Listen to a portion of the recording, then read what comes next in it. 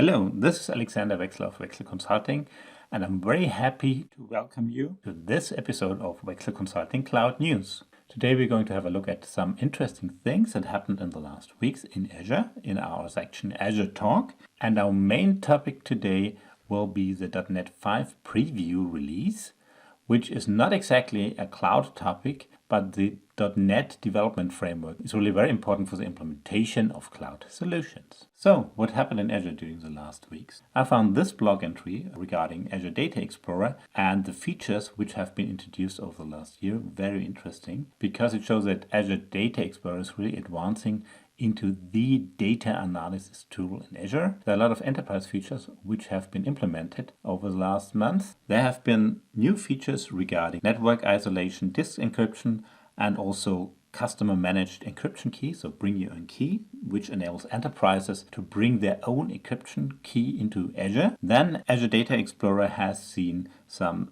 significant cost reduction and performance improvements, and in addition there are also new means of data ingestion, which for me as an embedded or IoT guy is really interesting. But there are also new features regarding Azure Data Factory, new data formats, and the interesting one-click ingestion feature of course the Web Explorer, which is really worth a look. The second topic that struck my eye is the release of the Azure IoT Edge version 1.0.9, which brings in a lot of stabilization and bug fixes that helps to make the Edge version of IoT much more robust and reliable. From the security perspective, also very interesting is the VNet integration for app services.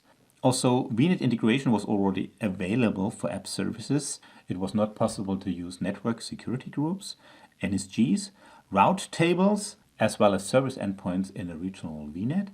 And these features are now included in the new release, which really helps to make app services much more secure now. Important to note is that these features will not be available for the lower SKUs, for the free SKU, for example, and starting with the standard SKU for app service. There's also a new security feature for Azure SQL database, Private Link it's called, and Private Link creates a private endpoint which maps a private IP address of your virtual network to your Azure SQL database. This helps you especially avoiding data exfiltration during login, while not requiring any changes to your IP addresses or changes in the database connection string, which makes the configuration quite easy. This is definitely worth a look, and as always, you find the links I'm presenting here also for your reference on the Wechsler Consulting Cloud Campus blog post page, where it is of course much more convenient to follow them by just a single click.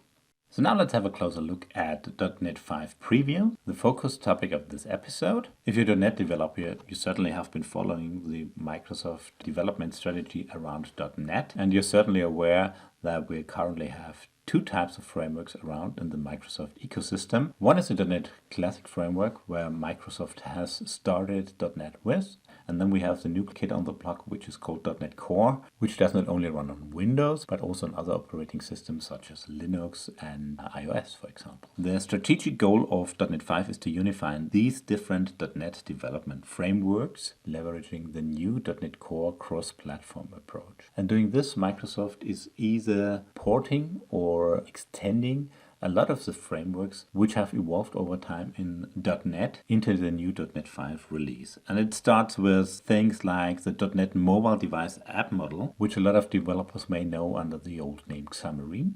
Microsoft acquired Xamarin and now has integrated the Xamarin technology into .NET Core. And this is also going to be the path to move forward looking at mobile device development. And we're going to have ASP.NET Core included, which consists of ASP.NET MVC, which is a quite popular development model for web application. And very interestingly, it also includes the new Blazor technology that supports you to implement web applications, single page applications, completely in .NET without touching JavaScript. Then we're going to have Entity Framework Core, providing object-oriented access into the database world. And from the classical .NET world, we're going to have WinForms as well as Windows Presentation Foundation, which already have been ported over into .NET Core starting with .NET Core 3.1, and they now are going to be mature members of the .NET 5 release. Looking at emerging technologies, there will be machine learning.NET support as well in .NET 5. All of these frameworks are going to be included in one common base class library, which certainly is good news for us developers because we don't have to install different frameworks and take care of this and that, which hopefully allows a much cleaner and more structured coding approach in the future. But wait, there's more. We also should look into the overall development goals for .NET 5. One really interesting I have found is support for ARM64 support, which helps us to target smaller devices or IoT devices, leveraging the new versions of .NET. It also will be backported to .NET Core 3.12. That's interesting if we have some older code. Of course, there's going to be a unified .NET SDK experience. As already stated, there will be the single base class library across all .NET 5 applications, which is going to make our lives much easier. There will be web applications supporting multiple platforms. For example, a single Blazor project is going to work in browsers, mobile devices, as well as a native desktop application. And this certainly should speed up development time, as well as shorten time to market for any of your .NET-based business solutions. .NET 5 is also going to have a focus on cloud-native applications. Applications are streamlined to provide high performance and also do come in a single .exe file. This should be very helpful if you, for example, want to implement microservices which are smaller than 50 megabytes. And the applications are also going to provide multiple projects, for example, for APIs, web front ends, containers, which we will be able to deploy both locally as well as in the cloud. There will be continuous improvements also for .NET 5. And this is natural because .NET 5 is in preview 1. There's also going to be a preview 2. And the areas of improvement are going to be performance. Microsoft is striving to implement faster algorithms in the base class libraries.